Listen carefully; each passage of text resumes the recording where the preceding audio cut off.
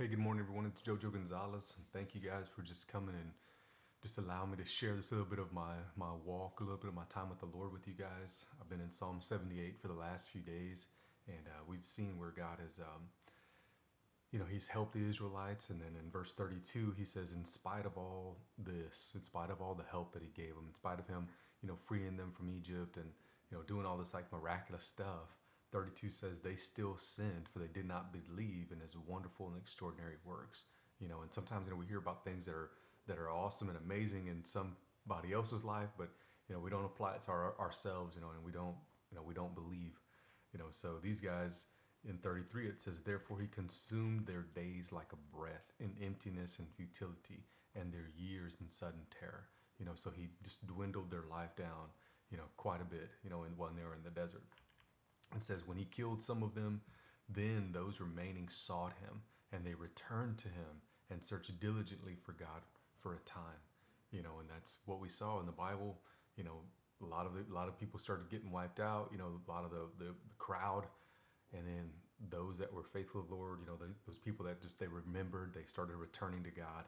And He says, and they remembered that God was their rock and their Most High and their Redeemer. He says, nevertheless, right, some of them, right, they flattered Him with just their mouths, and they lied to Him with their tongue.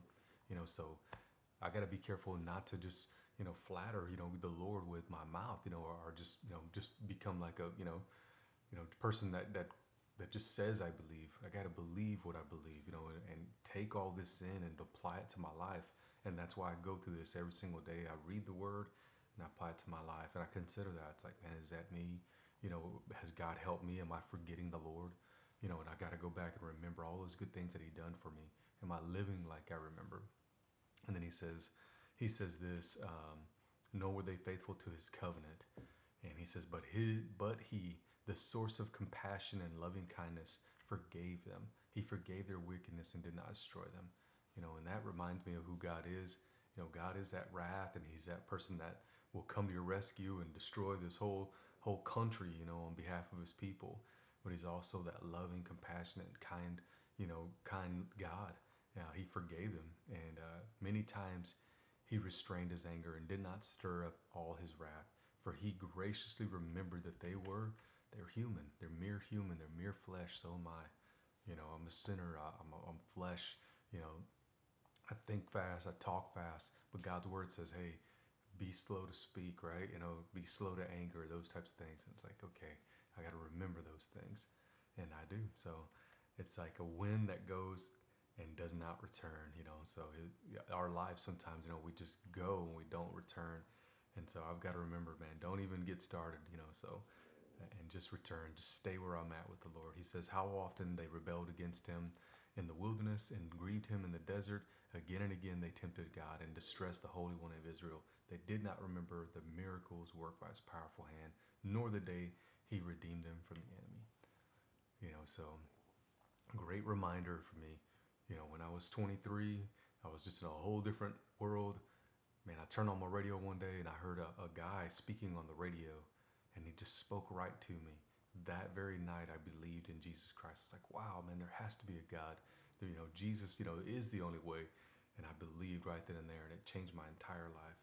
So remembering that, how God changed my life miraculously, and then all the things that He's brought me through and carried me through and just provided for every single turn, every single time.